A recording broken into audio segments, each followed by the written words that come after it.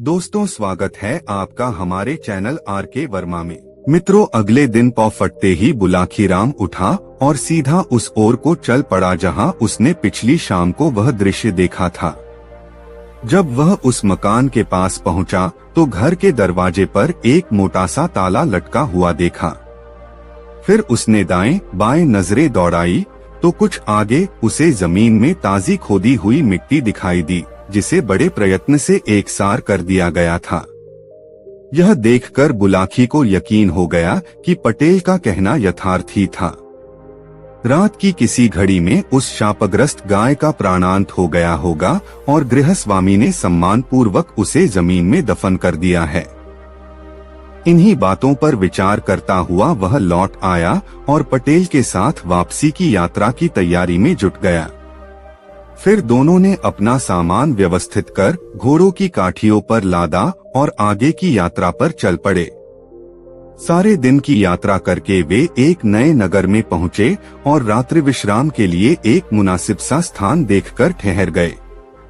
रोजमर्रा के मुताबिक पटेल ने बुलाखी को पैसे देकर बाजार से अपने तथा घोड़ों के भोजन का सामान खरीदने के लिए भेजा। बुलाखी जब वापस लौटा तो सारे सामान के साथ एक अजूबी खबर भी लाया। उसने रास्ते में देखा था कि एक स्थान पर कुछ लोग खड़े हुए हैं। वहां उसे एक ऐसा बूढ़ा व्यक्ति भी दिखाई दिया जो अर्धविक्षिप्त अवस्था में था। उस अर्धविक्षिप्त बूढ़े ने सबके सामने एक स्थान को गाय के गोबर से लीपा, फिर एक युवक को अपने पास बैठाकर उस स्थान पर लेट गया। उसने 3 बार मुख से हे राम कहा और फिर अपने प्राण त्याग दिए। यह देखकर बुलाखीराम यह सोचकर वापस लौट पड़ा कि इस बात का रहस्य पटेल जी से पूछेगा कि वह वृद्ध कौन था और उसने इस प्रकार क्यों दम तोड़ दिया। रात को सोने से पूर्व बुलाखी ने वह रहस्यमयी बात पटेल को सुनाई और उस रहस्य पर से पर्दा उठाने को कहा तो पटेल बोले, बुलाखीराम सुन, यहाँ से कुछ दूर ताम्रलिप्ति नाम का एक नगर है। उस नगर में चंद्रसिंह नाम का एक क्षत्रिय रहता था। चंद्रसिंह का विवाह हो चुका था और उसकी पत्नी एक बच्चे की मां भी बन चुकी थी। चंद्रसिंह का परिवार खूब संपन्न परिवार था, लेकिन कहते हैं न कि जब मनुष्य के दुर्दिन आते हैं तो उसकी बर्बादी की परिस्थितियां स्वयं ही बनने लगती हैं। कुछ दिनों बाद चंद्रसिंह को जुआ खेलने की लत लग गई। वह यार दोस्तों के साथ नित्य प्रति शाम को जुआ खेलने लगा। परिणाम यह निकला कि वह जुए में अपना सब कुछ हारकर दर-दर का भिखारी बन गया। उसे और उसके परिवार को 2 जून का भोजन जुटाने के भी लाले पड़ गए। बुलाखी, जब आदमी एक बार बुराई के रास्ते पर चल पड़ता है तो दूसरी बुराइयां स्वयं ही आगे बढ़कर उसका दामन थाम लेती हैं। चंद्रसिंह का परिवार जब भूखों मरने लगा तो अपने परिवार का पेट पालन करने के लिए उसने चोरी करना शुरू कर दिया। वह चोरी करके जो भी माल लाता उसे थोड़ा सा परिवार पर खर्च कर शेष धन जुए में उड़ा देता।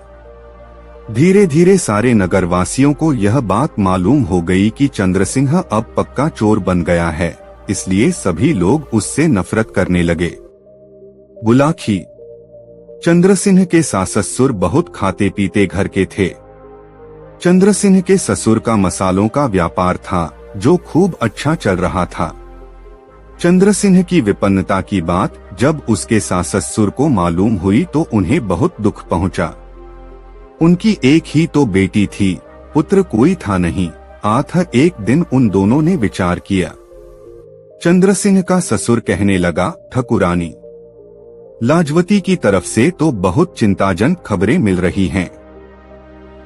न जाने मेरी बेटी लाजवती और नवासा किस हाल में होंगे। क्यों न कोई आदमी भेजकर कुछ दिन के लिए उन्हें यहाँ बुला लें। कुछ दिन के लिए क्यों, हमेशा के लिए ही बुला लो न। बेटा तो कोई है नहीं हमारा। जो कुछ हमारे पास है वह सब बेटी का ही तो है। फिर हमारे रहते वह अभावग्रस्त जीवन व्यतीत करे, यह तो हमारे लिए शर्म की बात होगी। दामाद ने बुरे कामों में फंसकर अपना जीवन बिगाड़ लिया तो इसमें हमारी बेटी का दोष क्या है। उसके कुकर्मों का फल हमारी बेटी और नवासा क्यों झेलेंगे? तुम आज ही कोई आदमी भेजकर उन सबको यहाँ बुला लो। चंद्रसिंह को भी अपने धंधे में लगा लेना, धीरे धीरे उसकी आदतें भी सुधर जाएंगी, चंद्रसिंह की सास ने कहा। फिर ऐसा ही किया गया। चंद्रसिंह के ससुर ने चंद्रसिंह और उसके परिवार को अपने पास ही बुला लिया। चंद्रसिंह के जिम्मे दुकान की जिम्मेदारी सौंप दी और सोच लिया कि उसका दामाद कुछ सुधर जाएगा। बुलाखी। ससुराल में आकर चंद्रसिंह कुछ दिन तो ठीक ढंग से रहा, लेकिन फिर उसकी बुरी आदतें उस पर हावी होने लगी। मौका देखकर वह बाहर जाने लगा और ऐसे लोगों की खोज करने लगा जो उसी की तरह जुए के शौकीन हो। कहावत है कि शक्कर खोरे को शक्कर और मूंजी को टक्कर। जिस आदमी को जैसे लोगों की चाहत होती है, वह अपने जैसे लोग ढूंढ ही लेता है। चंद्रसिंह ने भी इस नए शहर में अपनी ही जैसी आदत वाले कुछ लोग ढूंढ लिए और वह फिर से उनके साथ जुआ खेलने लगा। इसके लिए वह गाहे दुकान के गल्ले से पैसे चुरा लेता और उन्हें जुए में उड़ा देता।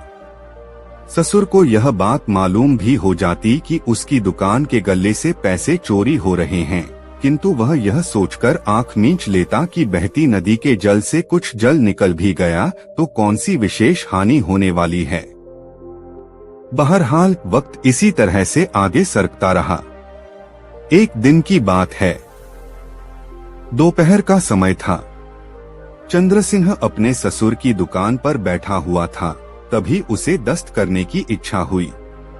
तब वह शौच करने के लिए दुकान से निकलकर दिशा मैदान को चल पड़ा। जंगल में वह ज्यादा ही दूर निकल गया। सामने एक बेरी की झाड़ी नजर आई तो वहीं शौच करने के लिए बैठ गया। उस झाड़ी के निकट एक बबूल का पेड़ था, जिस पर एक जिन्न का निवास था। जिन्न ने जब उसे शौच कर्म करते देखा तो उसे चंद्रसिंह पर बहुत गुस्सा आया। उसने उसे सजा देने का निर्णय कर लिया। शौच कर्म से निपटकर चंद्रसिंह वापस लौटा और दुकान के काम में लग गया। शाम को जब वह घर लौटा तो परिवार के लोगों से मिला, भोजन किया और अपने कमरे में सोने के लिए चला गया। उस रात वह जुआ खेलने नहीं जा सका क्योंकि उसके ससुर ने उस पर कठोर पाबंदियां लगा दी। वैसे भी उसके ससुर की हवेली इतनी मजबूत थी कि एक बार बाहर का दरवाजा लगा देने के बाद उसका दरवाजा खोलना बहुत मुश्किल था। हवेली के ऊपरी हिस्से में उसने लोहे का ऐसा मजबूत जाल डलवा रखा था कि कोई भी उस जाल को काटे बिना हवेली में दाखिल हो ही नहीं सकता था। बुलाखी। वह जिन्न जिसके स्थान पर दोपहर के समय चंद्रसिंह शौच कर आया था, रात के समय उस हवेली के बाहर पहुंचा और दरवाजे पर दस्तक लगाई। दस्तक लगने पर चंद्रसिंह अलसाया सा उठा। उसने दरवाजे के निकट जाकर पूछा, कौन हो भाई? तुम्हारा एक दोस्त, दरवाजे के बाहर से जिन्न ने उत्तर दिया। तुम्हें जुआ खेलने के लिए निमंत्रित करने आया हूँ। मजबूरी है दोस्त, चंद्रसिंह बोला, मैं बाहर नहीं जा सकता। अंदर से दरवाजे पर मजबूत ताला लगा है और चाबी मेरी पत्नी के पास है। चाबी की चिंता मत करो, जिन्न ने कहा, बस तुम यह बता दो कि जुआ खेलने की इच्छा है तुम्हारे मन में। चाहता तो हूँ, लेकिन ताला। चंद्रसिंह की बात पूरी भी न हुई थी कि दूसरी ओर से जिन्न ने जल्दी से कहा, ताले की बात छोड़ो, बस तुम दरवाजे के पास अपनी आंखें बंद कर खड़े हो जाओ। आंखें खोलोगे तो तुम इस हवेली के बाहर खड़े होगे। जिन्न के कहने के अनुसार चंद्रसिंह ने अपनी आंखें बंद कर ली। आंखें खोल तो वह मकान के बाहर था। चंद्रसिंह को यह सब देखकर बहुत आश्चर्य हुआ। मामने देखा तो वह भय से कांप उठा। एक नंगधंग जिन्न उसके सामने खड़ा था। घबराओ नहीं, उसे भयभीत देखकर जिन्न ने कहा, मुझे अपना दोस्त ही समझो। यह कहकर जिन्न ने उसका हाथ पकड़ा और अपने स्थान की ओर से चला। बुलाखी। जिन्न उसे लेकर उसी बेरी की झाड़ी के पास पहुंचा। उसने वहां पहुंचकर कोई संकेत किया तो एक स्थान पर जमीन फट गई और नीचे की ओर जाती सादियां नजर आने लगीं। सीढ़ियां उतरकर जब दोनों नीचे पहुंचे तो चंद्रसिंह ने स्वयं को एक सजे सजाए बहुत ही खूबसूरत कमरे में खड़ा हुआ पाया। कमरे में पत्र का खूबसूरत पलंग बिछा हुआ था, जिस पर जुआ खेलने में उपयुक्त सारा सामान रखा हुआ था। सारी रात चंद्रसिंह और वह जिन्न जुआ खेलते रहे। सुबह मुर्गे ने बांग दी तो चंद्रसिंह सचेत हुआ। उसने जिन्न से कहा, मित्र, सुबह होने को है, मेरा कर पहुंचना बेहद जरूरी है। आथ किसी तरह से मुझे मेरे घर पहुंचाओ। जिन्न कहने लगा, घर तो मैं पहुंचा दूंगा, किंतु भूलकर भी आज की घटत का किसी से जिक्र मत कर देना। यदि तुमने ऐसा किया तो मेरा क्रोध तुम पर टूट पड़ेगा, तुम पागल हो जाओगे। तुम विश्वास करो मित्र, मैं इस घटना का जिक्र किसी से भी नहीं करूंगा। बस अब तुम जल्दी से मुझे मेरे घर पहुंचा दो। बस तो फिर मीचो अपनी आंखें। बोला जिन्न, आंखें खोलोगे तो स्वयं को अपने बिस्तर पर पाओगे। जिन्न के कहे अनुसार चंद्रसिंह ने अपनी आंखें बंद कर ली। फिर जब उसने अपनी आंखें खोली तो वह अपने बिस्तर पर मौजूद था। बुलाखी, जब चंद्रसिंह उस जिन्न के साथ जुआ खेलने में व्यस्त था तो उस समय एक और घटना घट गई। अर्धरात्रि के समय चंद्रसिंह की पत्नी उसके कमरे में यह देखने के लिए पहुंची कि उसका पति चैन से सोया हुआ है या नहीं।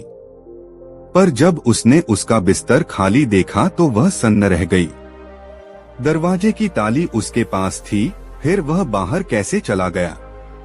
उसने अपने पिता को जगाया और सारी बात बताई। सुनकर उसका पिता भी हतप्रभ रह गया। हवेली में कई कमरे थे।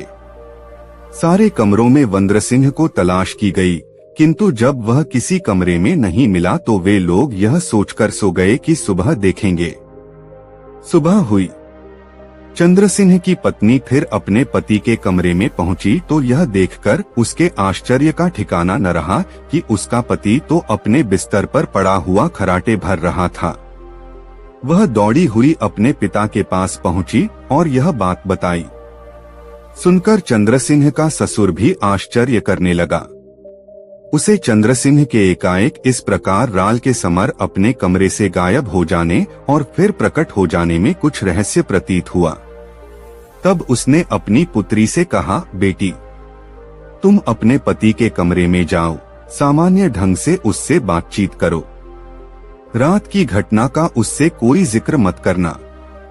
बस नित्य की बातें ही पूछना और उसे बातों में उलझाकर यह रहस्य जानने की कोशिश करना कि रात को वह दरवाजे पर ताला लगा होने पर भी बाहर कैसे चला गया और फिर वापस कैसे आ गया।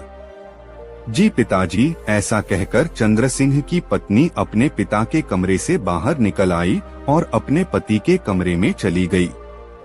चंद्रसिंह की पत्नी ने धीरे से उसे झकझोरा। बोली, ए जी, अब उठ भी जाओ, सुबह हो चुकी है, तैयार होकर दुकान पर भी जाना है।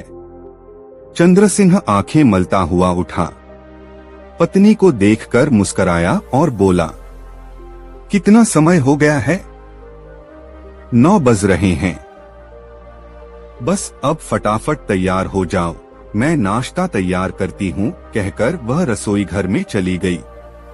थोड़ी ही देर बाद वह नाश्ते की थाली सजा लाई और चंद्रसिंह के आगे रख दी। चंद्रसिंह ने पहला ही ग्रास खाया था कि उसने अपना हाथ रोक दिया। पत्नी ने पूछा, क्या हुआ? नाश्ता अच्छा नहीं है क्या? नाश्ता तो ठीक ही है, चंद्रसिंह बोला, लेकिन उस भोजन के आगे बेकार सा लग रहा है जो मैंने रात को खाया था। रात कहीं बाहर चले गए थे आप? पत्नी ने पूछा। चंद्रसिंह जिन्न की चेतावनी भूल गया, जिसने रात की घटना को किसी से भी बताने से सख्ती से मना कर दिया था। उसने पत्नी से कह दिया, हाँ, गत रात अपने एक मित्र के घर चला गया था। वहाँ बहुत लजीज भोजन खाने को मिला था, मगर ताला तो बंद था। फिर आप बाहर कैसे चले गए? पत्नी ने एकाएक पूछ लिया। पत्नी के यह पूछने पर चंद्रसिंह हिचकिचा गया। उसने उसकी बात का कोई जवाब न देकर चुप्पी साध ली, लेकिन जब उसकी पत्नी बराबर आग्रह करती रही तो उसने जिन्न वाली बात बता दी। बस फिर क्या था, जिन्न के कोप का कहर उस पर टूट पड़ा। उसी समय से वह पागल हो गया। उसके सास ससुर ने उसका बहुत इलाज कराया, किंतु चंद्रसिंह किसी भी तरह से ठीक न हुआ। विक्षिप्तावस्था में वह 20 साल तक मारा फिरता रहा। उसे अपनी पत्नी और अपने उस बच्चे की भी कोई चिंता न रही जो अब तक पूर्ण युवक बन चुका था। इन 20 सालों में कई घटनाएं हुई। चंद्रसिंह के सास ससुर स्वर्ग सिधार गए। उसकी पत्नी भी उसकी विक्षिप्तावस्था का गम न सह सकी और एक दिन वह भी चल बसी। परिवार में रह गया सिर्फ उसका बेटा सूर्य कुमार। बुलाखी। भटकता भटकता एक दिन चंद्रसिंह इस नगर में आ पहुंचा। यहाँ उसका कोई दूर का रिश्तेदार रहता था, अतः वह उसके यहाँ पहुंच गया। उसने अपने उस रिश्तेदार से आग्रह किया कि किसी तरह वह उसके पुत्र को यहाँ बुलवा दे। उसके आग्रह पर उसके रिश्तेदार ने उसके पुत्र सूर्य कुमार को यहाँ बुलवा लिया।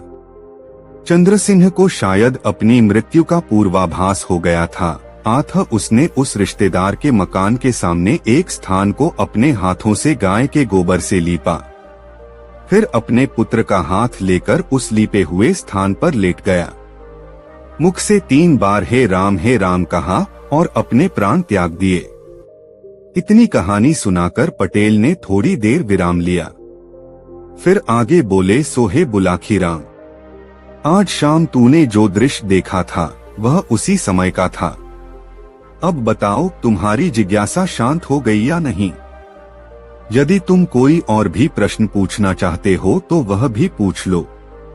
चूंकि बुलाखी राम की जिज्ञासा समाप्त हो चुकी थी, अतः वह चुप ही रहा। तब दोनों ही अपने अपने बिस्तर पर लेट गए। दोस्तों, गंगाराम पटेल बुलाखी राम नाई की यह मजेदार कहानी आपको कैसी लगी कमेंट बॉक्स में जरूर बताएं। दोस्तों, काशी यात्रा में बुलाखी राम ने अगले नगर में जो अजीब बात देखी थी उसका विवरण इस प्रकार है। नगर के बाजार में बुलाखी राम ने देखा कि एक स्थान पर बहुत भीड़ लगी हुई थी। भीड़ के मध्य 2 व्यक्ति खड़े थे, जिनमें से एक तो कोई राजपुरुष प्रतीत होता था और दूसरा कोई निर्धन व्यक्ति। राजसी वस्त्रों में सज्जित पुरुष जवान था और निर्धन व्यक्ति बहुत बूढ़ा। वह राजपुरुष उस निर्धन वृद्ध के पैरों को बार बार छूकर उसके प्रति सम्मान प्रकट कर रहा था। दोनों की ही आंखें आंसुओं से भीगी हुई थीं। रात को सोने के समय जब बुलाखी राम ने गंगाराम पटेल से इस विषय में पूछा तो उन्होंने उसे यह कहानी सुनाई। बुलाखी। यहाँ से कुछ कोस के फासले पर एक नगर है, रंगपुर। रंगपुर नगर में राजा श्रीपाल का शासन था। राजा श्रीपाल के 2 पुत्र थे, जिनमें बड़े का नाम अजय और छोटे का नाम विजय था। उस राजा में वैसे तो अनेक अच्छाइयां थीं, किंतु एक बुराई भी उसके अंदर थी। वह यह समझता था कि उसकी प्रजा के सब लोग उसी के कारण सुरक्षित हैं। वही उनका भाग्य विधाता है। उसी के प्रताप से उन्हें भोजन की प्राप्ति होती है। कहने का मतलब यह है कि राजा मिथ्याभिमानी हो गया था। एक दिन की बात है, राजा अपने महल में बैठा हुआ था। उसके समीप ही उसके दोनों पुत्र भी बैठे थे। अचानक राजा ने अपने बड़े बेटे से यह प्रश्न पूछ लिया, अजय बेटे, यह बताओ कि किसके प्रताप से तुम्हें अन्न एवं जल प्राप्त होता है? उत्तमोत्तम वस्त्र, स्वादिष्ट भोजन और नाना प्रकार की सुख सुविधा की वस्तुएं तुम्हें किसके भाग्य से मिलती हैं? अजय चाटुकार था। उसने तुरंत उत्तर दिया, पिताजी, ये सब वस्तुएं तो मुझे आपके प्रताप से ही मिलती हैं। आप इन चीजों को देना बंद कर दें तो मेरा जीवन ही समाप्त हो जाएगा। आपके बिना मेरा अस्तित्व कैसा? आप ही के कारण तो मैं राजकुमार कहलाता हूँ, नहीं तो कोई मुझे पूछे भी नहीं। अजय का उत्तर सुनकर राजा खुश हो गया। फिर उसने विजय से भी यही बात पूछी तो विजय ने कहा, पिताश्री, इस संसार के समस्त प्राणियों को उनके भाग्य के अनुसार ही भोजन पानी और दूसरे सब सुख मिलते हैं। व्यक्ति का भाग्य साथ दे तो वह सफलता की बुलंदियों पर जा पहुंचता है, और यदि भाग्य साथ न दे तो वह पतन के गर्त में जा गिरता है। व्यक्ति के अपने भाग्य से ही उसे सब कुछ मिलता है। भोजन, वस्त्र और विविध प्रकार की सुख सामग्री उसे उसके भाग्य से ही मिलती है। तो क्या जो तुम खाते हो, जो वस्त्र तुमने पहने हैं, जो सुख सुविधाएं तुम्हें मिली हुई हैं, वे सब तुम्हें तुम्हारे भाग्य से ही मिली हैं? राजा ने पूछा। हाँ पिताजी, बिल्कुल ऐसा ही है। ये चीजें मुझे मेरे भाग्य से ही मिली हैं। यह सुनकर राजा को क्रोध आ गया। उसने गुस्से से कहा, विजय, तुम तो बहुत ही कृतघ्न हो। मेरा दिया खाते हो, मेरा दिया पहनते हो और इसका श्रेय देते हो अपने भाग्य को। तुम मेरे बेटे कहलाने का हक नहीं रखते। निकल जाओ मेरे महल से और कहीं बाहर जाकर अपने भाग्य के सहारे ही अपनी जीविका चलाओ। पिता की आज्ञा शिरोधार्य कर विजय महल से निकल आया और जीविका उपार्जन के लिए एक दूसरे राज्य की ओर चल पड़ा। रास्ते में एक घना जंगल पड़ता था। राज्य से निष्कासित राजकुमार विजय जब पैदल चलता हुआ बहुत थक गया तो विश्राम करने के लिए एक घने वृक्ष की छाया में बैठ गया। अभी उसे बैठे हुए ज्यादा देर नहीं हुई थी कि उसने निकट ही कहीं से आती हुई किसी सिंह की दहाड़ सुनी। उसने घबराकर उस दिशा में देखा तो उससे कुछ दूरी पर उसे एक सिंह लड़खड़ाता हुआ उसी की दिशा में बढ़ता हुआ नजर आया। यह देखकर राजकुमार घबरा गया। पहले उसने विचार किया कि जान बचाने के लिए उसे वृक्ष पर चढ़ जाना चाहिए, लेकिन जब उसने दोबारा सिंह की दहाड़ सुनी तो उसके कदम ठिठक गए।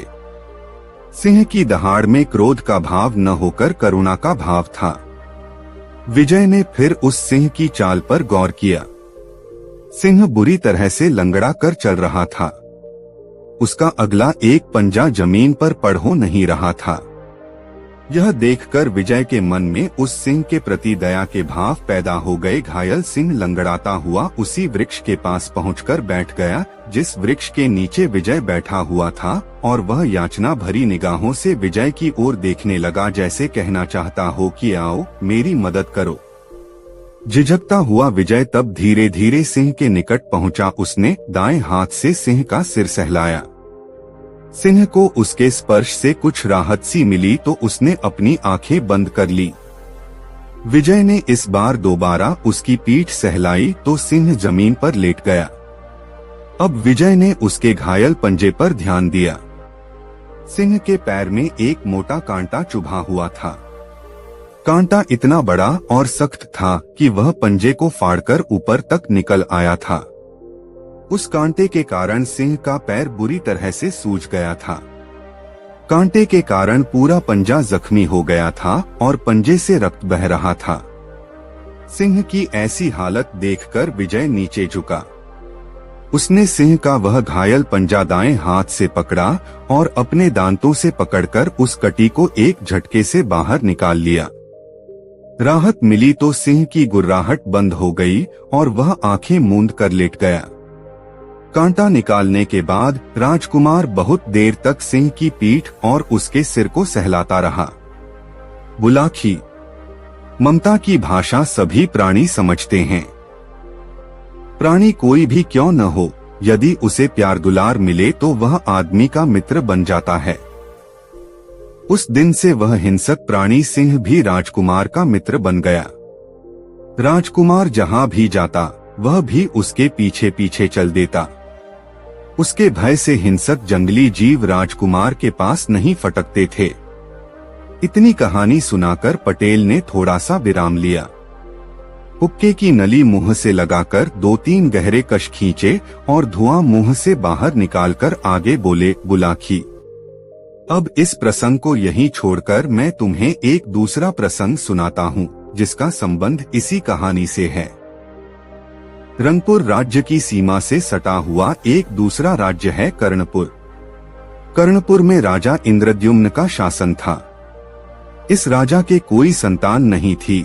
आथ राज्य का प्रधानमंत्री इस राज्य पर अपना अधिकार करने का राजा के विरुद्ध एक कुचक्र रच रहा था, परंतु चूंकि राजा अपनी प्रजा में बहुत लोकप्रिय था और नगर की सारी जनता राजा के पक्ष में थी, आथ वह खुलकर उसके विरुद्ध कोई दुस्साहस करने का हौसला नहीं जुटा पा रहा था। दैवयोग से एक दिन उसे राजा के विरुद्ध अपने कुचक्र को पूरा करने का अवसर मिल गया। उस दिन कर्णपुर का राजा इंद्रद्युम्न अपने थोड़े से सैनिकों के साथ शिकार के लिए वन में गया हुआ था। तभी प्रधानमंत्री अपने साथ अपने पक्ष के बहुत से सैनिकों को लेकर वन में जा घुसा और उसने राजा को घेर लिया। दोनों पक्षों में तलवारें खींच गई और वे एक दूसरे पर वार करने लगे। राजा बहुत बहादुरी से लड़ा, किंतु जब उसके सभी सैनिक एक एक करके धराशायी होते चले गए तो उसका हौसला टूट गया। मंत्री के सैनिकों ने राजा को बंदी बना लिया। ठीक उसी समय जब मंत्री के आदेश से एक सैनिक राजा के वध करने की तैयारी कर रहा था, देवदूत की तरह विजय अपने सिंह के साथ वहां पहुंच गया। क्षणमात्र में ही राजकुमार विजय सब कुछ समझ गया। उसने अपने सिंह को उस सैनिक पर झपटने का संकेत कर दिया। सिंह विद्युत गति से उछला और उस सैनिक के ऊपर जा पड़ा। उसने सैनिक का सिर अपने जबड़े में दबाकर उसे झिंझोड़ना शुरू कर दिया। सिंह के आकस्मिक आ पहुंचने से मंत्री के सैनिकों में घबराहट फैल गई और वे जान बचाने के लिए भाग छूटे। जब मंत्री भी भागने लगा तो राजकुमार विजय ने उसे पीछे से थाम लिया। उसने सिंह के जबड़ों में फंसे सैनिक की तलवार उठा ली और उससे मंत्री के मुंह पर लगा हुआ नकाब फाड़ दिया। नकाब फटते ही मंत्री का चेहरा उजागर हो उठा। यह देखकर राजा इंद्रद्युम्न स्तब्ध रह गया। विजय ने मंत्री के सीने पर तलवार अड़ासी रखी थी। आथ राजा ने आगे बढ़कर मंत्री की तलवार उसके हाथ से छीन ली और उसे निहत्था करके उसकी मुश्कें कसकर एक और को डाल दिया। अब राजा इंद्रद्युम्न राजकुमार विजय की ओर मुखातिब हुआ। उसने राजकुमार से कहा, बेटा तुम कौन हो और इस सिंह के साथ कैसे रहते हो? राजकुमार विजय ने तब राजा को अपनी सारी कहानी सुनाई। राजकुमार के द्वारा पूछने पर राजा ने भी अपने बारे में सारी बातें बता दी। राजा ने विजय से कहा, बेटे अब सारी चिंता छोड़ दो। मैंने अब से तुम्हें अपना बेटा मान लिया है। आथ मेरे साथ चलो, मैं तुम्हें अपना उत्तराधिकारी बनाऊंगा। राजकुमार सहमत हो गया और राजा के साथ मंत्री को सिंह की पीठ पर लादकर कर्णपुर नगर में चला आया। नगर निवासियों ने जब मंत्री को बंदी हालत में सिंह की पीठ पर लदे हुए देखा तो उनके आश्चर्य का ठिकाना न रहा, लेकिन बाद में जब उसकी गद्दारी की बात मालूम हुई तो सभी उसकी हरकतों पर उससे घृणा करने लगे। बुलाखी। बाद में राजा इंद्रद्युम्न ने मंत्री के षड्यंत्र में शामिल सभी सैनिकों का पता लगवाया और मंत्री के साथ साथ उन्हें भी कारागार में डलवा दिया। उसने एक बहुत बड़ा दरबार सजाया और विजय को अपना उत्तराधिकारी घोषित कर दिया। राजकुमार विजय आनंद से अपने दिन व्यतीत करने लगा। अब सुनो रंगपुर का हाल। अपने बेटे विजय को राज्य से निष्कासित कर देने के बाद राजा श्रीपाल को पश्चाताप होने लगा। उन्हें अपने मिथ्याभिमान पर भी अफसोस होने लगा। इसी गम में राजा बीमार रहने लगा। राजा की इस स्थिति का फायदा उठाया उसके एक पड़ोसी राजा ने, जो राजा श्रीपाल से शत्रुता रखता था। एक दिन उसने अचानक रंगपुर पर आक्रमण कर दिया और बात की बात में नगर पर अधिकार कर लिया। राजा श्रीपाल किसी तरह अपने बेटे अजय के साथ नगर से निकलने में कामयाब हो गए और भागकर इस नगर में आ गए। भागते समय वह साथ तो कुछ लाए नहीं थे, अपना परिचय भी किसी को नहीं देना चाहते थे। आथ वे मेहनत मजदूरी करके किसी तरह अपना पेट पालने लगे। राज्य छूट जाने का राजा को इतना गहरा सदमा पहुंचा कि वह असमय में ही बूढ़ा हो गया और अपनी आयु से दोगुनी उम्र का दिखाई देने लगा। उधर जब राजकुमार विजय को राजा इंद्रद्युम्न के नगर में रहते हुए बहुत दिन बीत गए तो एक दिन उसने अपने मन में सोचा कि अब अपने नगर लौटकर अपने पिता और अपने भाई का हालचाल जानना चाहिए। ऐसा विचार कर एक दिन वह राजा इंद्रद्युम्न से आज्ञा लेकर सैनिकों के साथ राजसी वस्त्रों में रंगपुर की ओर चल दिया। वहां आकर उसे मालूम हुआ कि उसके राज्य पर तो पड़ोसी राजा ने अपना अधिकार जमा लिया है।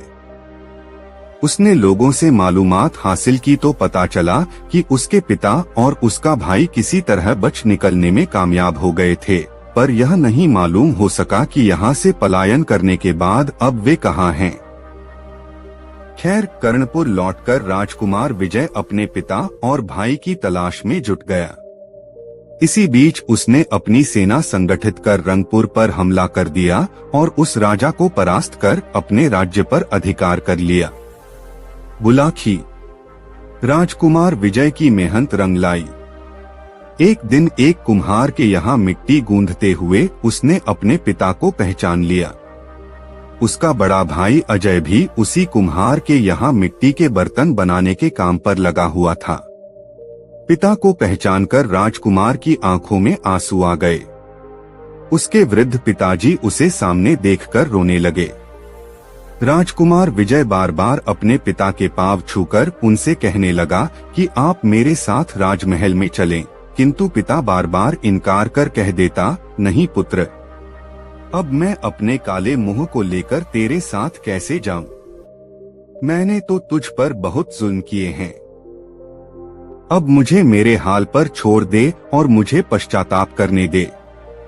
तो हे बुलाखी, आज तू जिस दृश्य को देखकर आया था वह उन पिता पुत्र के मिलन का वही दृश्य था। ऐसा कहकर पटेल ने अपनी कहानी का समापन कर दिया। उत्तर मिल जाने पर बुलाखी भी संतुष्ट हो गया। फिर दोनों लंबी तान कर सो गए। दोस्तों, यह कहानी अपने मित्रों को जरूर शेयर करें। काशी यात्रा के वापसी चरण में अगले दिन गंगाराम पटेल और बुलाखीराम एक नए नगर में पहुंचे और उसी नगर में विश्राम करने का निश्चय किया। बाजार जाते समय बुलाखीराम ने फिर एक अजूबा दृश्य देख लिया, जिसका रहस्य जानने के लिए उसके पेट में उथल पुथल मचने लगी। लौटकर जब उसने यह बात पटेल की बताई तो पटेल ने कहा, बुलाखी, तेरी इस शंका का निवारण मैं रात को सोते समय कर दूंगा। अभी तो कुछ पेट पूजा के बारे में विचार कर। पाठकों, बुलाखी आज जो अजीब बात देखकर आया था वह इस प्रकार थी। बुलाखी ने देखा था कि एक ब्राह्मण के घर के आगे एक गाय मरी हुई पड़ी थी। ब्राह्मण उस गाय को मरा हुआ देखकर शोकग्रस्त हो रहा था। उसी समय एक स्त्री वहां पहुंची। उसने मरी हुई गाय की पीठ पर जब अपना हाथ फिराया तो वह मरी हुई गाय फिर से जीवित हो गई थी। रात को सोने से पूर्व गंगाराम पटेल ने इस रहस्य से इस प्रकार पर्दा उठाया। उन्होंने बुलाखीराम से कहा, बुलाखीराम, इस शहर में रामकृपालु नाम का एक गरीब ब्राह्मण निवास करता था। यद्यपि वह सुंदर सुगठित शरीर का स्वामी था, ब्रह्म विद्या का भी उसे पर्याप्त ज्ञान था, किंतु उसकी निर्धनता उसके लिए अभिशाप बन गई थी। कोई भी ब्राह्मण उसके साथ अपनी कन्या का विवाह करने के लिए तैयार ही नहीं होता था। बेचारा रामकृपालु एक अविवाहित जीवन गुजार रहा था। एक दिन रामकृपालु ने सोचा कि मनुष्य की गरीबी ही उसकी उन्नति में बाधक होती है। धन पास हो तो सफलता के अनेक द्वार स्वयं ही खुल जाते हैं। समाज में उसकी पूछ होने लगती है। धनवान व्यक्ति को ही लोग सम्मान देते हैं, उसे झुक झुक कर सलाम करते हैं। मुझे भी परदेश में जाकर धनोपार्जन करना चाहिए।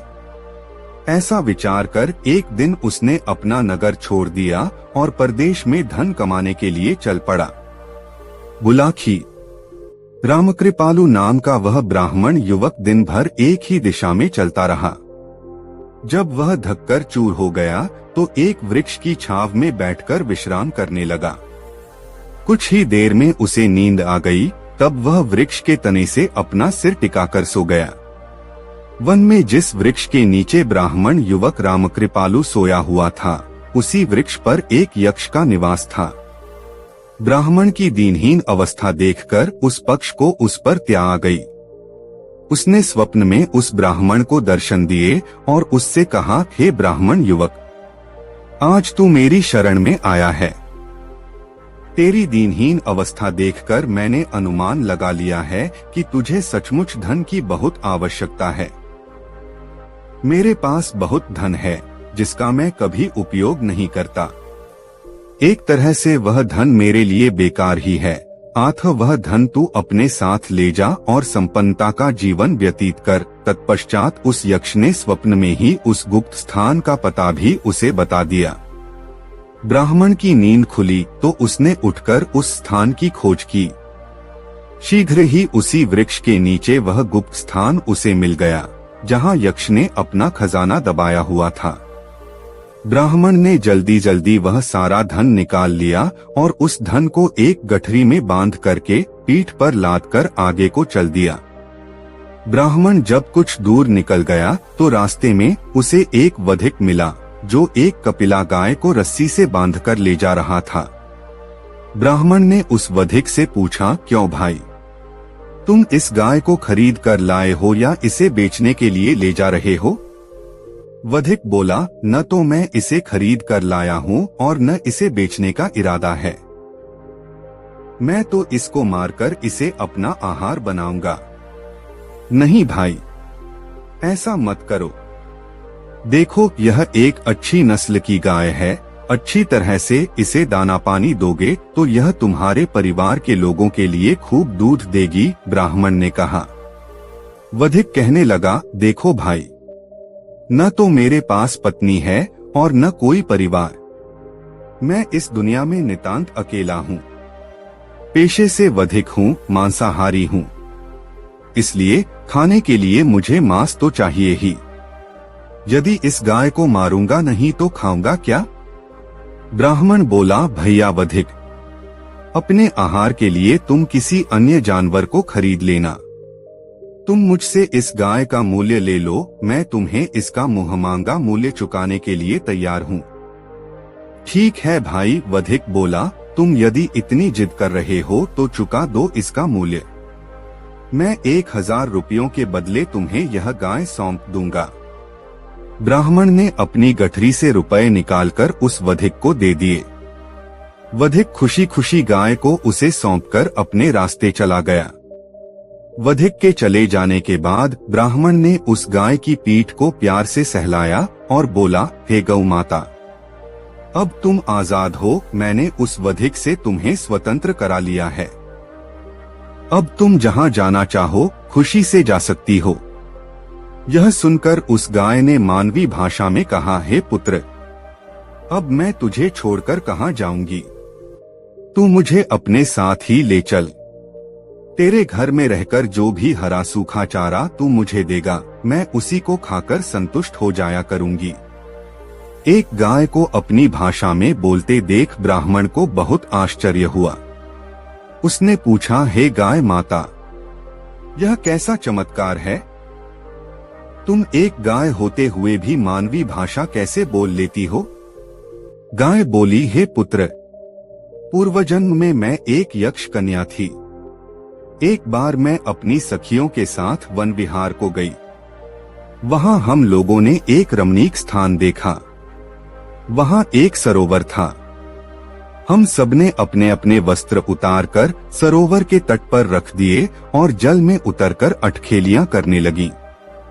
तभी न जाने कैसे वायु का एक प्रचंड झोंका आया और तट पर रखे हमारे वस्त्र उड़ गए।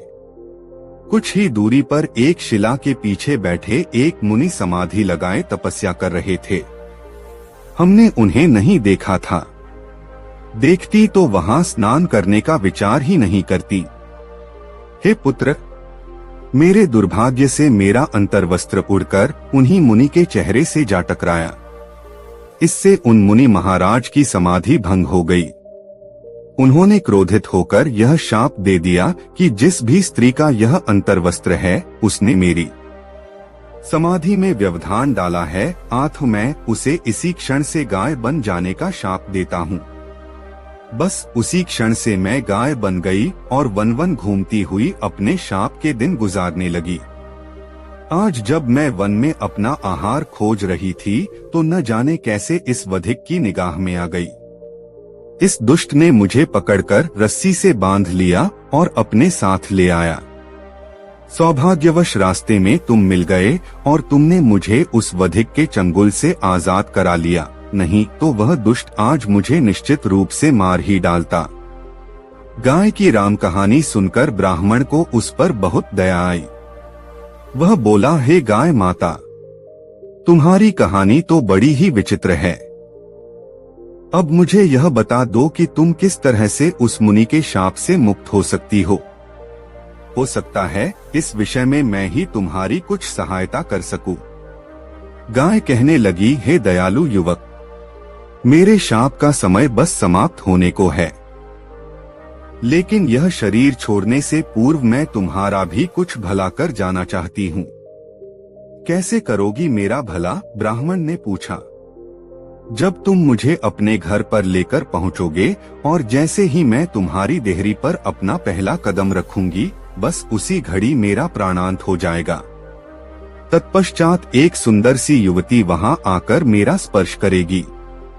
जैसे ही वह मेरे मृत शरीर पर अपना हाथ रखेगी, मैं पुनः जीवित हो जाऊंगी।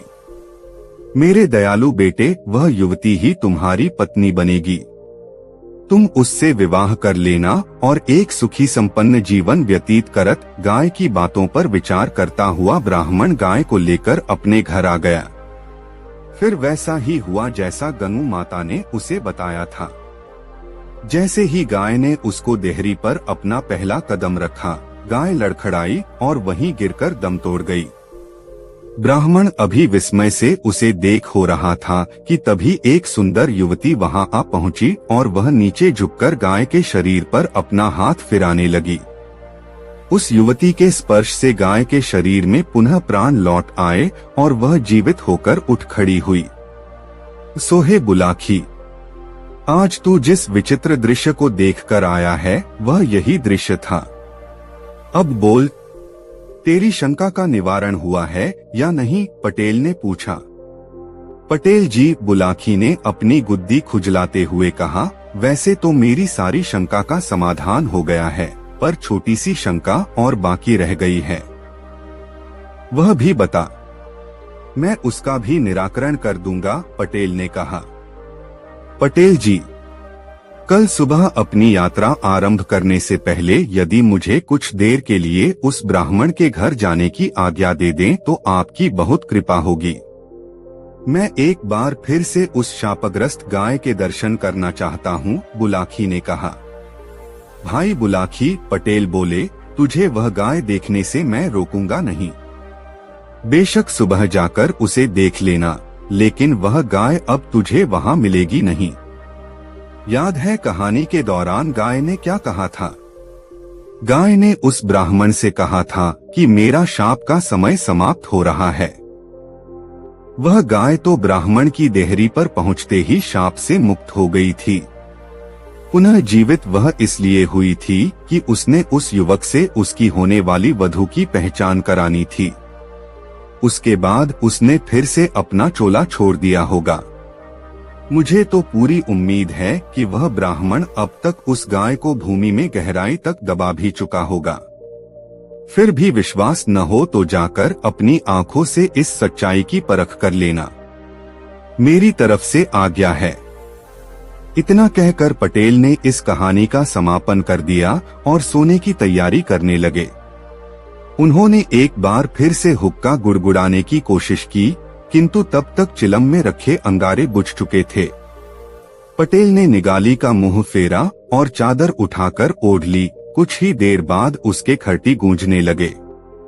दोस्तों, यह मजेदार कहानी आपको कैसी लगी कमेंट में जरूर बताएं। दोस्तों, काशी यात्रा की वापसी के 14वें चरण में दिन भर की यात्रा करते हुए गंगाराम पटेल और बुलाखीराम नाई हरिपुर नामक नगर में पहुँचे और रात्रि को वहीं विश्राम करने का निश्चय करके एक धर्मशाला में ठहर गए। रोज की तरह गंगाराम ने बुलाखीराम को पैसे देकर बाजार से खाने का सामान लाने भेजा तो लौटती बार बुलाखी फिर एक नई बात देख आया।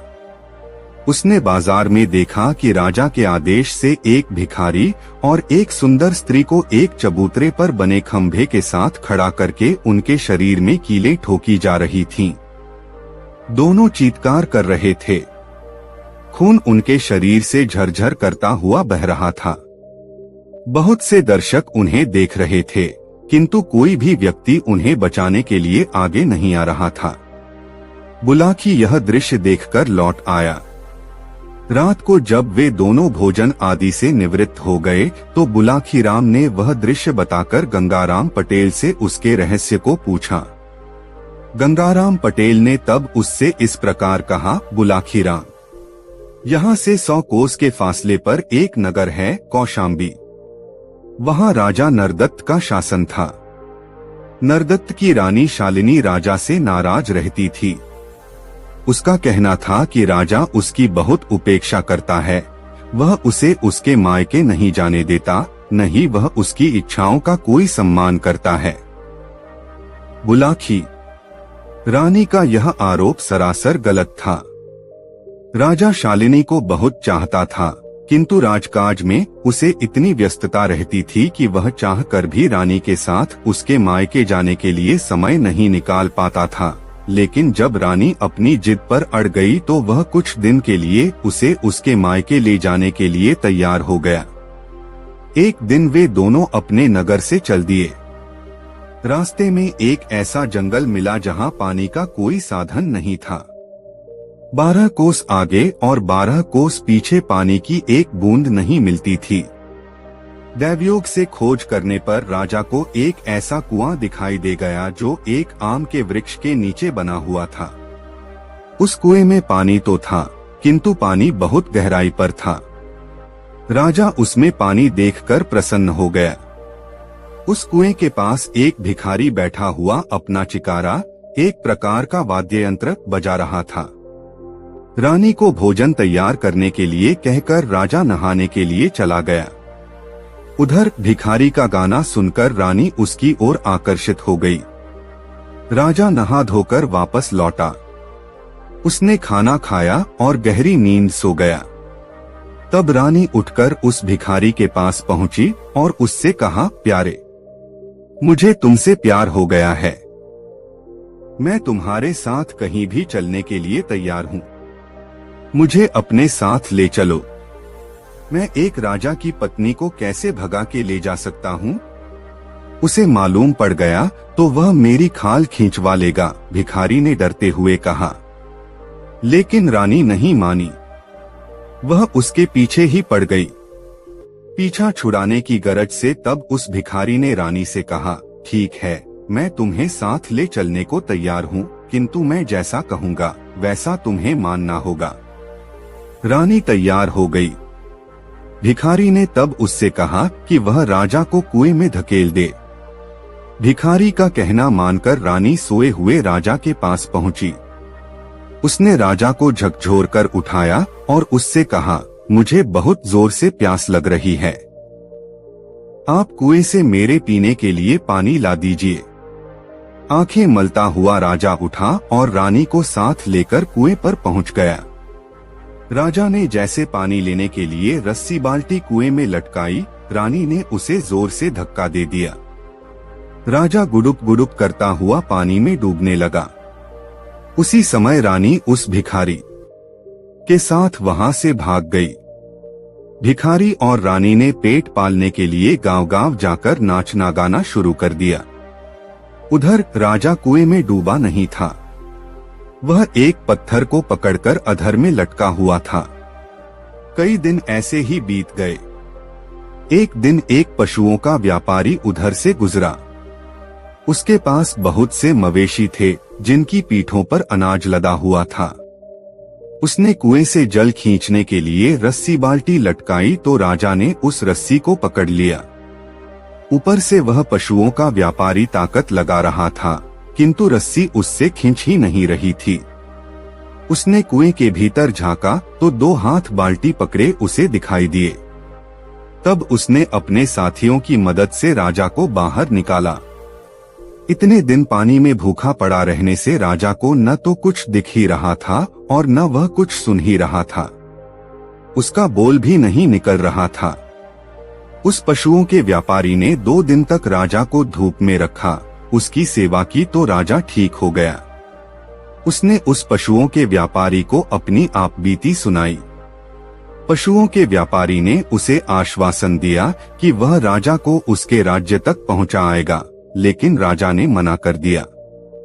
वह बोला, तुमने मेरे प्राण बचाए हैं, अब से यह जीवन तुम्हारे लिए है, मैं तुम्हारे साथ ही रहूंगा।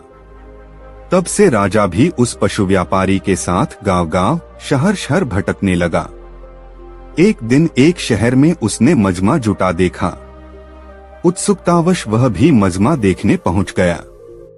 वहां क्या देखता है कि उसकी रानी ठुमक ठुमक कर नाच रही है और वह भिखारी गीत गा रहा है। दर्शक उनकी ओर पैसे फेंक रहे हैं। रानी ने अपने पति को पहचान लिया था। उसे देखकर वह बेहद आतंकित हो उठी। वह सोचने लगी कि यह डूबने से बच कैसे गया। तभी वहां के राजा का बुलावा नाच देखने के लिए आ गया।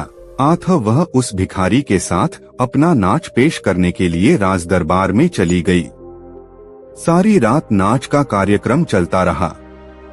राजा बेहद खुश था। उसने कलाकारों से पूछा, बताओ मैं तुम्हारे लिए क्या कर सकता हूँ? तुम जो भी मांगोगे वही मिलेगा। महाराज, दुहाई हो, बस कृपा बनी रहे, हमें रुपया पैसा कुछ नहीं चाहिए, रानी ने विनय की। हम बहुत प्रसन्न हुए। तुम सच्चे कलाकार लगते हो, पर तुम्हें कुछ तो मांगना ही होगा। हमारे दरबार से कोई खाली हाथ नहीं जा सकता, राजा बोला। तो महाराज एक काम करें, आपके राज में एक पशुओं का व्यापारी आया हुआ है, उसके साथ एक नौकर भी है। आप उस नौकर को फांसी पर चढ़वा दें। राजा ने तत्काल अपने सिपाही भेजकर पशु व्यापारी के नौकर को पकड़ बुलाया। नौकर बहुत डरा हुआ था। पशु व्यापारी भी दरबार में आ गया। राजा ने उस नौकर को बताया कि वह फांसी पर चढ़ाया जाने वाला है। नौकर बने राजा ने तब हाथ जोड़कर राजा से निवेदन किया कि पहले उसकी कहानी सुन ली जाए। राजा मान गया। नौकर बने राजा ने तब अपनी दुष्चरित्र पत्नी की सारी कहानी राजा को सुना दी। राजा ने फिर उस पशु व्यापारी से भी पूछा। उसने भी बता दिया कि किस तरह उसने राजा को कुएं से निकाला था। सारी बातें जानकर राजा को बहुत गुस्सा आया। उसने आदेश दिया कि राजा नरदत्त को तो सम्मान पूर्वक उसके राज्य में पहुंचा दिया जाए और उसकी दुष्चरित्र पत्नी और उस भिखारी को खंभे से बांधकर उनके शरीर में कीलें ठोंक दी जाएं। सोहे बुलाखीराम, आज शाम तुम जो दृश्य देखकर आए थे वह वही दृश्य था। राजाज्ञा का पालन किया जा रहा था। राजा के आदेश से ही रानी शालिनी और उसके पुरुष मित्र उस भिखारी को एक खंभे से बांधकर उनके शरीर में कीलें ठोंकी जा रही थीं। इतना कहकर पटेल थोड़ा रुके और उन्होंने बुलाखी की तरफ देखा। फिर पूछा, अब बोलो बुलाखीराम, तुम्हारे प्रश्न का उत्तर तुम्हें मिल गया न? अगर तुम संतुष्ट हो गए हो तो अब सो जाएं। आंखों में नींद गहरा रही है। हाँ पटेल जी, अब आराम से सो जाओ। मेरे प्रश्न का उत्तर मुझे मिल गया है, बुलाखीराम बोला और सोने का प्रयास करने लगा। कुछ ही देर बाद दोनों गहरी नींद में सोए हुए थे। दोस्तों, वीडियो को एक लाइक जरूर करें और कमेंट में बताएं। दोस्तों, काशी यात्रा के अगले पड़ाव में वे दोनों एक नए नगर में पहुंचे। वहां एक खूबसूरत सा बाग देखकर उन्होंने वहीं ठहरने का निश्चय किया। इस बार बुलाखीराम शहर में जिस दृश्य को देखकर आया था वह इस प्रकार का बुलाखी ने देखा कि एक नौजवान चक्की के 2 पाटों को एक लकड़ी में डालकर रास्ते पर लुढ़काता हुआ ला रहा था। तभी घोड़े पर सवार होकर मर्दाना वेश में एक को वहां पहुंची। उसने उस नौजवान पर हंटर बरसाने शुरू कर दिए। युवक हाथ जोड़कर उससे माफी देने की फरियाद करने लगा। युवक के बार बार माफी मांगने पर वह युवती कुछ नरम पड़ी और हंटर बरसाने बंद कर वहां से घोड़ा दौड़ाती हुई चली गई। यह दृश्य देखकर बुलाकी के मन में उस रहस्य को जानने को उत्सुकता पैदा हो गई।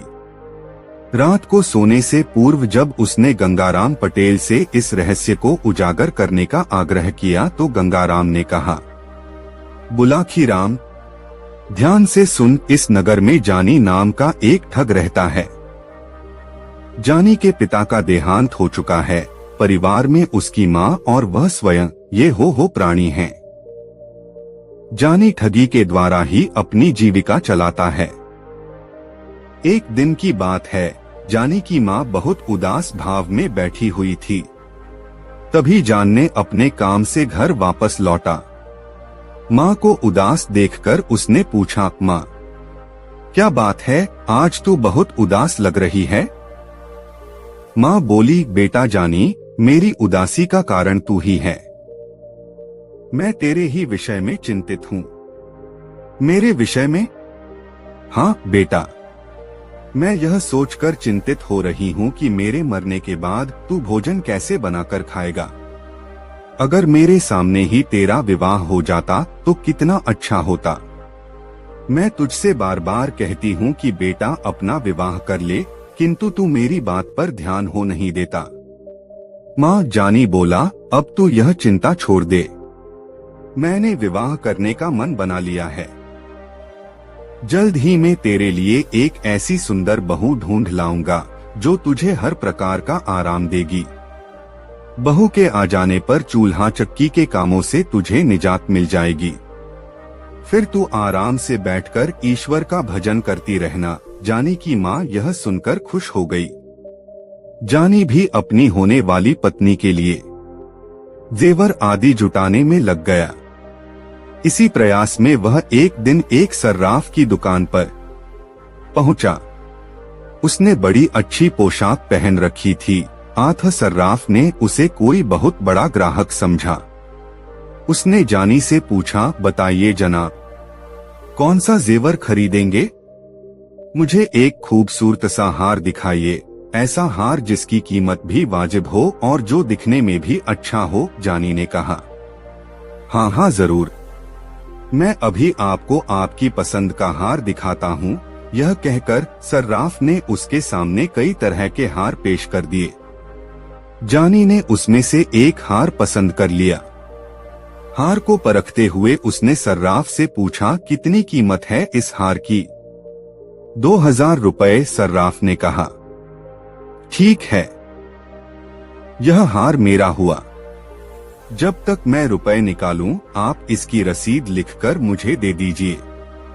दुकानदार जब रसीद बुक लेने अंदर चला गया, तभी योजनानुसार जानी की माँ ग्राहक बनकर वहां पहुंची और शोकेसों में सजे जेवरों को देखने लगी।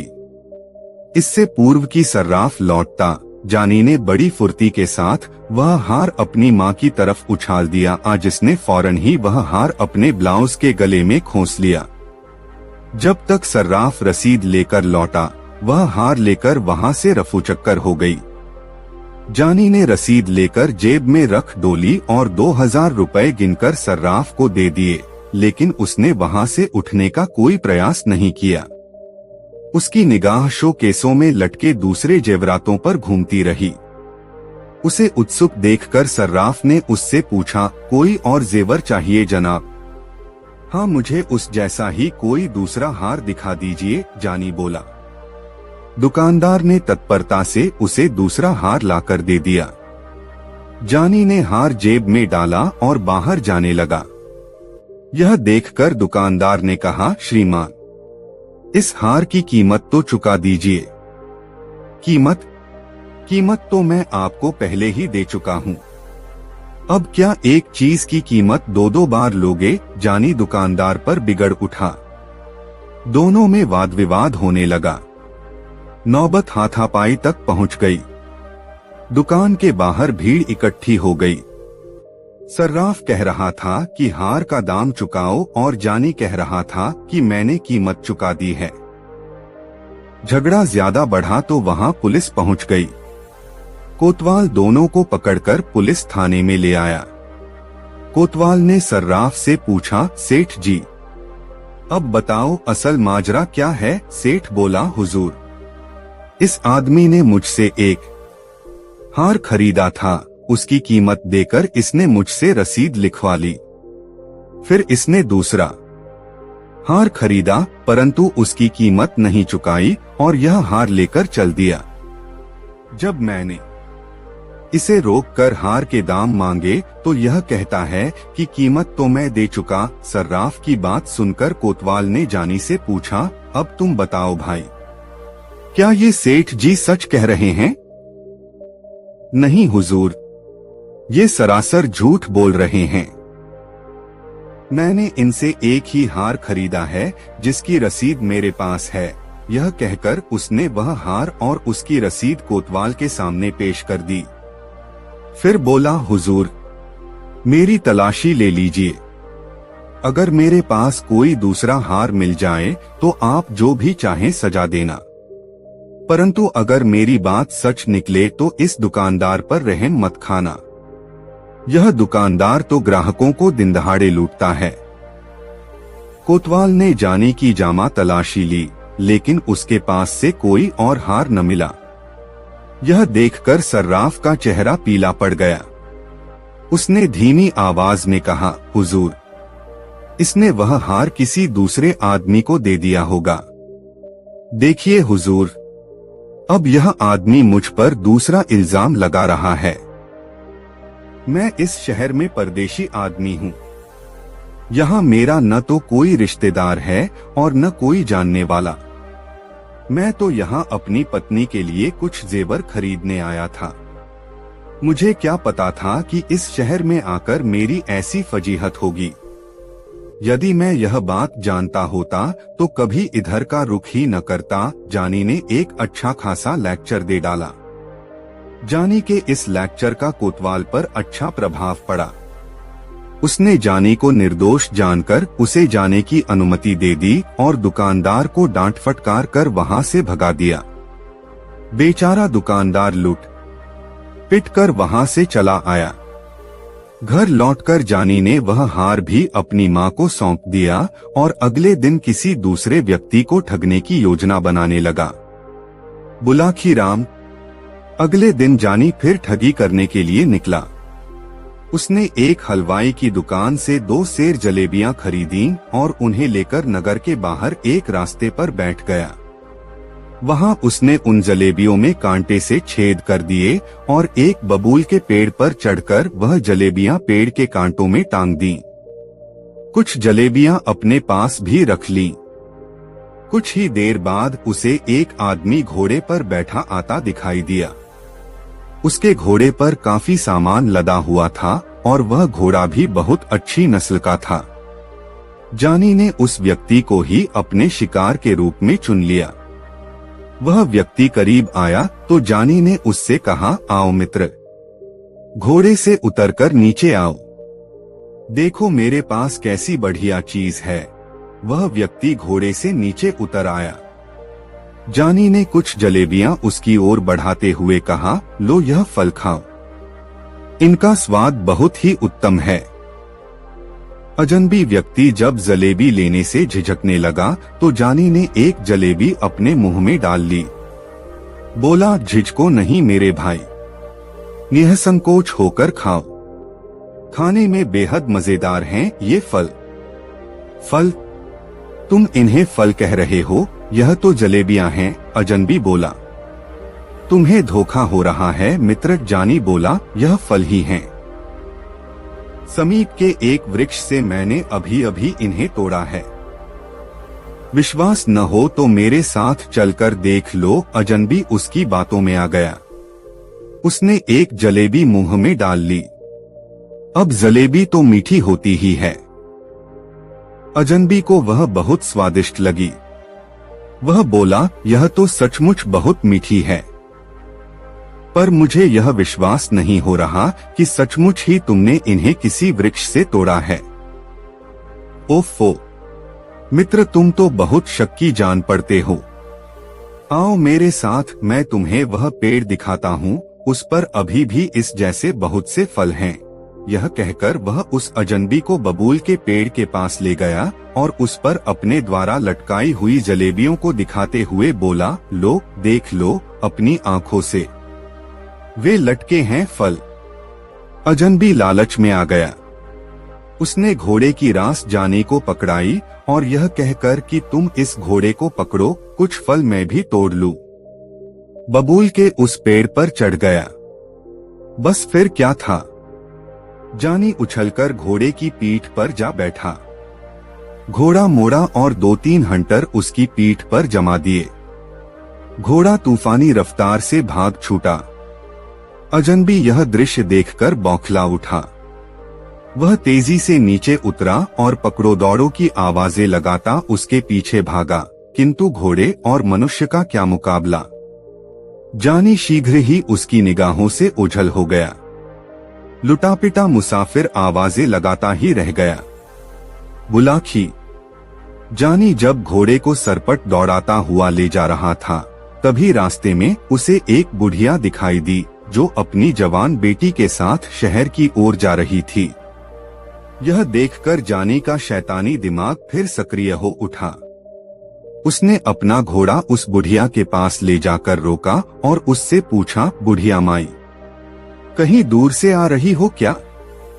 हाँ बेटा, हम 5 कोस दूर से पैदल ही चलकर आ रही हैं।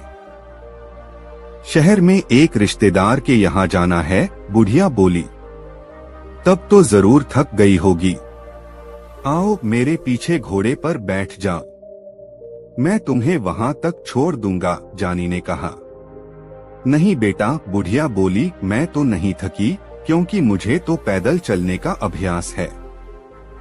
हाँ, यह मेरी बेटी जरूर थक गई है, कभी इतनी दूर पैदल नहीं चली है न, इसलिए तुम मेरी जगह इसे कुछ देर के लिए अपने पीछे बिठा लो।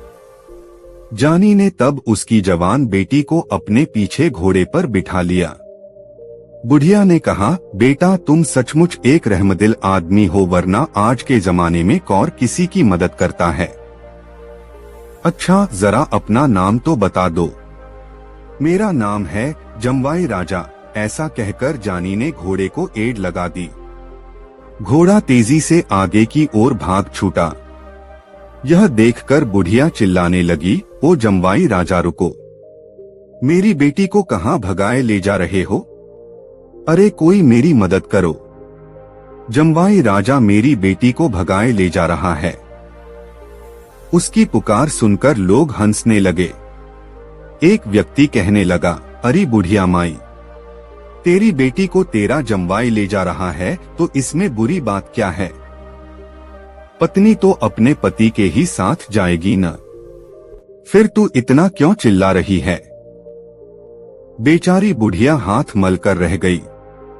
जानी ठग उसे भी चूना लगा गया। बहरहाल जानी उस युवती को लेकर अपने घर पहुंचा।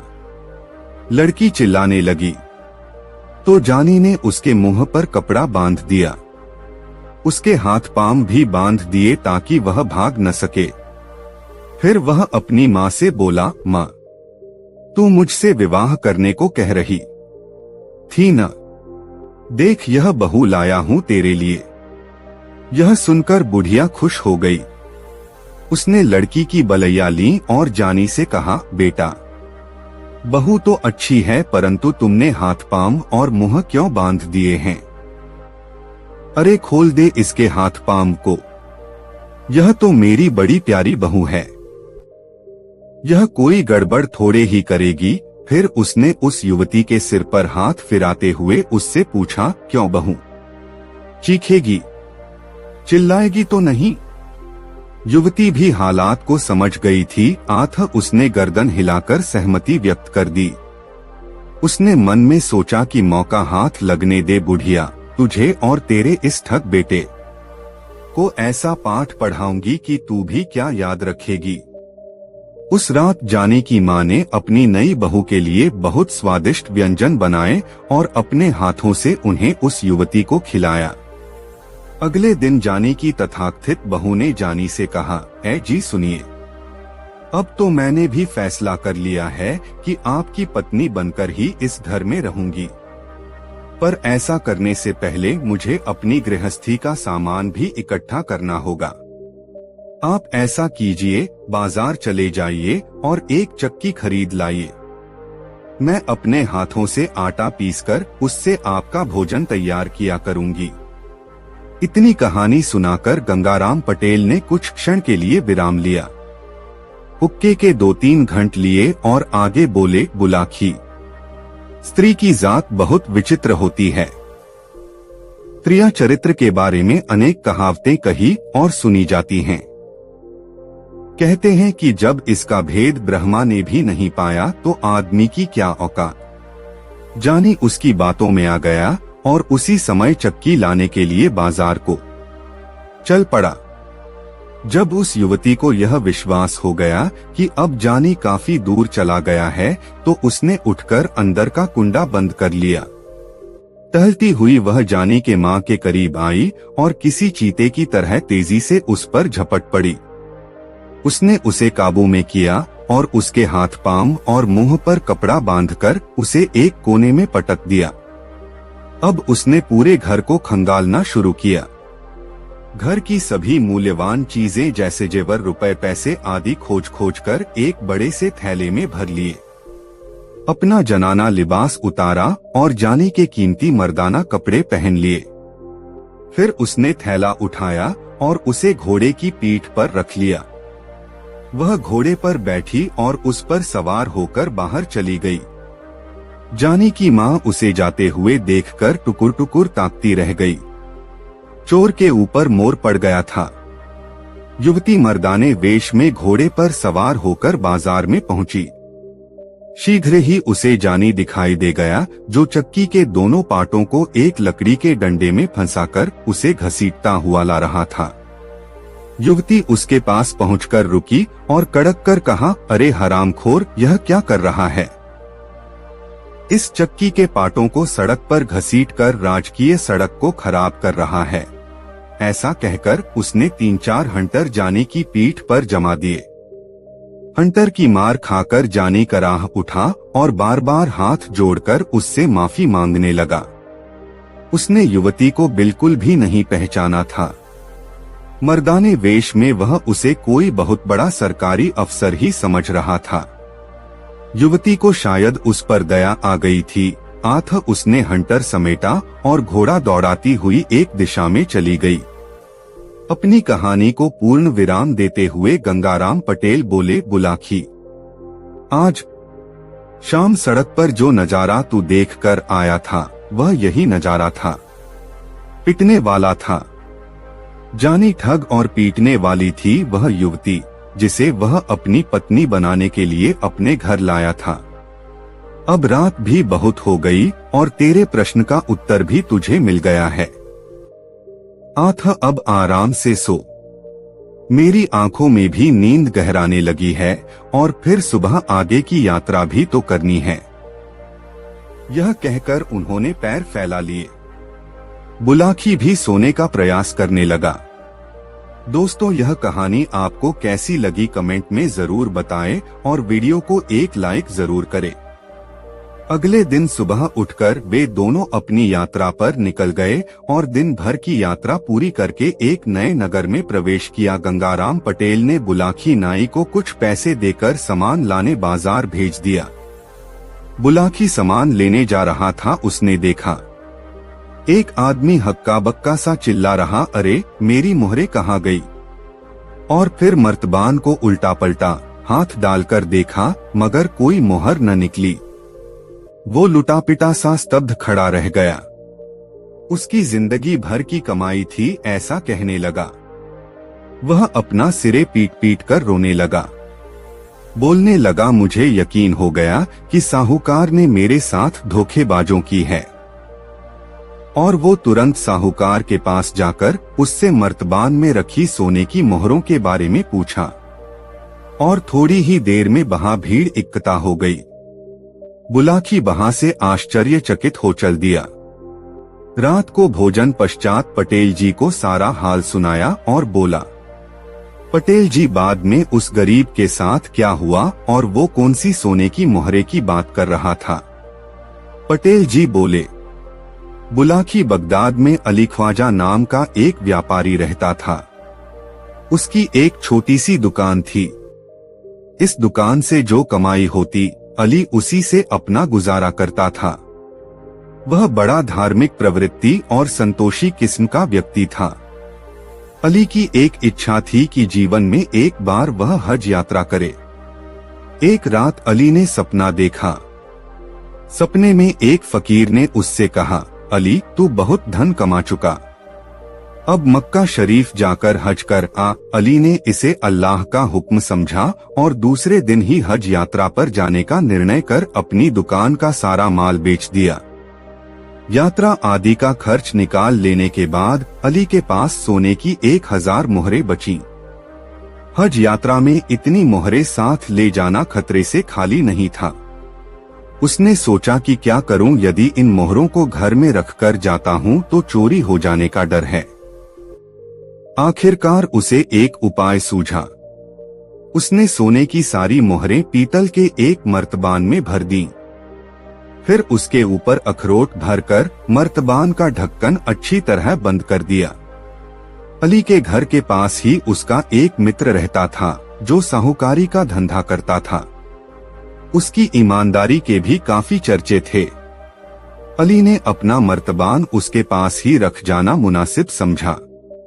वह अखरोट का मर्तबान लेकर साहूकार मित्र के घर जा पहुंचा। उसने कहा, दोस्त मैं हज यात्रा पर मक्का शरीफ जा रहा हूँ। वहां से लौटने में मुझे कुछ वक्त तो लगेगा ही। मेरे पास अखरोट से भरा एक मर्तबान है, इसे मैं तुम्हारे पास छोड़कर जा रहा हूँ। इसे संभाल कर रखना। जब मैं वापस आऊंगा तब इसे ले जाऊंगा। अरे भाई अली, इसे अपना ही घर समझो और यह लो चाबी। साहूकार ने अली को अपने गोदाम की चाबी देते हुए कहा, तुम खुद ही गोदाम में जाकर अपने हाथों जहां चाहो वहां अपना मर्तबान रख आओ और निश्चिंत होकर हज यात्रा पर जाओ। अल्लाह ताला से हमारे लिए भी दुआ करना। यह सुनकर अली बेहद खुश हुआ। उसने साहूकार से चाबी ली और मर्तबान स्वयं अपने हाथों गोदाम में रखाया। फिर वह बाजार गया और एक ऊंट किराए पर लेकर हज करने निकल पड़ा। इस प्रकार अली को गए 7 वर्ष बीत गए। इस बीच वह मक्का, मदीना, मिस्र, दमिश्क, यरूशलेम आदि विभिन्न तीर्थों की यात्रा करता रहा और अब तो वह वापस अपने मुल्क की ओर आ रहा था। उधर एक दिन साहूकार को अचानक कुछ अखरोटों को जरूरत पड़ गई। रात का समय था। उस समय भला अखरोट कहाँ मिलते, मगर अचानक उसे अपने गोदाम में रखे अली के अखरोटों के मर्तबान की याद आई। उसने सोचा, क्यों न उसी मर्तबान में से कुछ अखरोट ले लिए जाएं।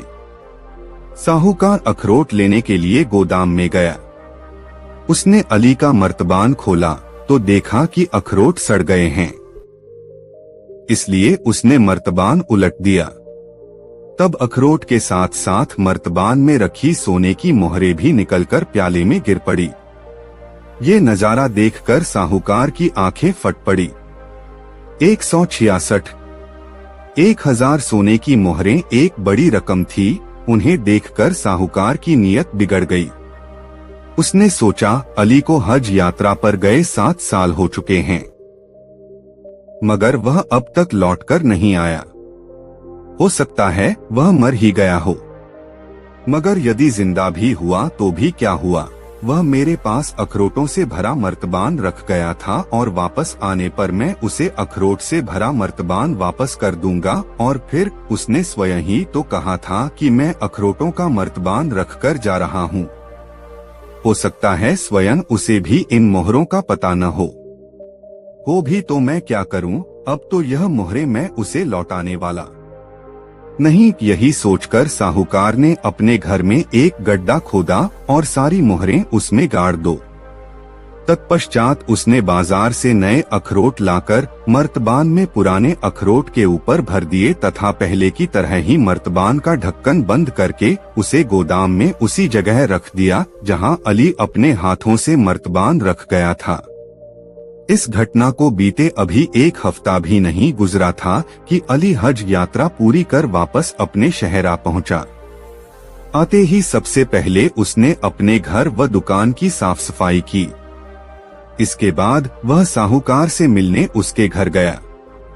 उसे देखते ही साहूकार का माथा ठनक गया। उसके वापस आने की उसे जरा भी खुशी नहीं हुई थी, मगर ऊपरी तौर पर उसने बड़ी गर्मजोशी से उसका स्वागत किया और हालचाल पूछा। अली ने उसे यात्रा के सुखद क्षणों के अपने अनुभव सुनाए। तत्पश्चात मौका पाकर उसने साहूकार से कहा, भाई, अब मैं तो अपना वह मर्तबान। हाँ, क्यों नहीं? यह लो चाबी, अपना मर्तबान तुम जहाँ रख गए थे आज भी वहीं रखा है। मैंने तो उसे छुआ तक नहीं है। अपनी अमानत ले जाओ भाई। कहते हुए उसने जेब से चाबी निकालकर अली की ओर बढ़ा दी। अली अपने मित्र की यह भलमनसाहत देखकर बहुत खुश हुआ। अली साहूकार के गोदाम से अपना मर्तबान लेकर घर लौट आया। घर आकर उसने जल्दी जल्दी मर्तबान का ढक्कन खोला और सारे अखरोट एक बर्तन में उंडेल दिए। थोड़े अखरोट आने के बाद उसका ख्याल था कि अब मोहरें गिरेंगी, मगर उस समय तो उसका दिल धक से रह गया जब मर्तबान का अंतिम अखरोट भी बर्तन में गिर गया और कोई मोहर न निकली। अली हक्का बक्का रह गया। अरे, मेरी मोहरें कहाँ गई? फिर मर्तबान को उल्टा पलटा हाथ डालकर देखा, मगर कोई मोहर न निकली। अली लुटापिटा सा स्तब्ध खड़ा रह गया। उसकी जिंदगी भर की कमाई जाती रही। वह अपना सिरे पीट पीट कर रोने लगा। उसे यकीन हो गया कि साहूकार ने उसके साथ धोखेबाजों की है। इसलिए अली ने तुरंत साहूकार के पास जाकर उससे मर्तबान में रखी सोने की मोहरों के बारे में पूछा। अली को अपने घर आया देखते ही साहूकार सारा माजरा भांप गया, लेकिन उसे मालूम था कि ऐसा ही होगा। वह पहले से ही तैयार बैठा था और उसने पूरी भूमिका बना ली थी कि अब अली के साथ कैसा बर्ताव करना है। उसके मुंह से सोने की मोहरों की बात सुनकर साहूकार उस पर बरस पड़ा। उसने क्रोध से भरकर कहा, तुम्हें शर्म आनी चाहिए कि मैंने 7 साल तक तुम्हारा मर्तबान संभाल कर रखा और तुम मुझ पर बेईमानी का आरोप लगा रहे हो। तुम मेरे पास अखरोट का मर्तबान रख कर गए थे, अब कह रहे हो कि उसमें सोने की मोहरें थीं। एकाएक अखरोट सोने की मोहरें कैसे बन गए? मैंने तो तुम्हारे साथ एहसान किया, पर तुम मुझे चोर ठहरा रहे हो। हज करके यही सीखा है तुमने? तीर्थ यात्रा कराए मगर मन पाक न हुआ। मन में अभी भी बेईमानी भरी हुई है। तुम इसी समय मेरे घर से निकल जाओ। मैं तुम्हारी सूरत भी नहीं देखना चाहता। अली समझ गया कि उसका दोस्त बेईमानी पर उतर आया है। उसने सोचा कि इससे तू मैं करने से कोई लाभ नहीं होगा, बल्कि अपनी ही हंसी उड़ेगी। न्याय पाने के लिए उसने बादशाह के दरबार में फरियाद की। बादशाह ने अली की बातें ध्यानपूर्वक सुनी। फिर उसने साहूकार और अखरोट के एक व्यापारी को दरबार में बुलवाया। अली से अखरोट वाला मर्तबान भी उसने वहीं मंगवा लिया। साहूकार, अखरोट का व्यापारी और अली तीनों बादशाह के दरबार में हाजिर हुए। बादशाह ने अली से पूछा, साहूकार के यहाँ रखे मर्तबान में तुमने क्या रखा था? अली ने कहा, जहां पनाह, मेरे मर्तबान के निचले हिस्से में 1000 सोने की मोहरें थीं और उसके ऊपर वाले भाग में अखरोट थे। अली की बातें सुनने के बाद बादशाह ने साहूकार से पूछा, बोलो, इस बारे में तुम्हें क्या कहना है? जहां पनाह, साहूकार ने कहा, अली ने खुद अपने हाथों से मेरे गोदाम में अपना मर्तबान रखा था और वापस लौटने पर वह खुद ही इसे ले गया था। मैंने तो अली के मर्तबान को कभी छुआ तक नहीं। उसमें सोने की मोहरें थीं या नहीं, इस बारे में मुझे कुछ भी नहीं मालूम। इसने भी जाते समय यही कहा था कि इसमें अखरोट भरे हैं और लौटने पर यह अपना मर्तबान ले लेगा। इसके बाद बादशाह ने अखरोट के व्यापारी से पूछा, व्यापारी, देखकर बताओ कि मर्तबान में भरे हुए सारे अखरोट क्या एक जैसे ही हैं? व्यापारी ने अखरोटों की जांच की तो उसने देखा कि मर्तबान में 2 किस्म के अखरोट हैं। उसने उनको 2 हिस्सों में अलग अलग कर दिया। उनमें एक हिस्सा सड़े अखरोटों का था और दूसरा हिस्सा साफ सुथरे अखरोटों का।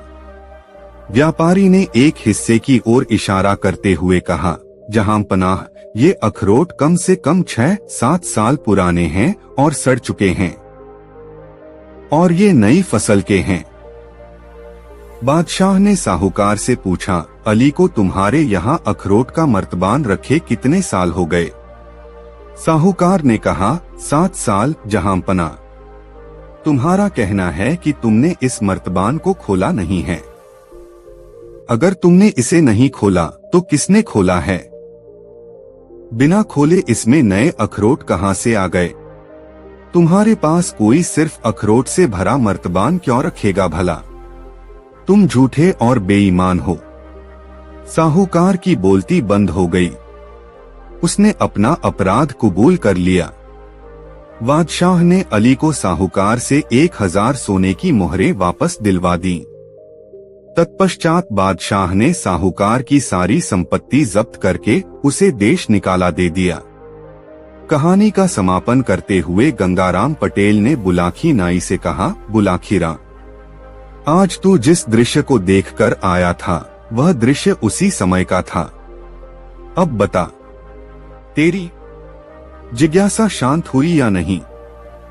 हो गई पटेल जी, बुलाखी बोला, आप तो जैसे अंतर्यामी हैं। सारी कहानी का खाका मेरी आंखों के सामने ऐसे नाच उठा जैसे यह घटना मेरे सामने ही घटित हुई हो। बस तो फिर अब सो जा। यह कहकर गंगाराम ने आंखें मूंद लीं। कुछ ही देर में बुलाखीराम नाई के भी खर्राटे वहां गूंजने लगे।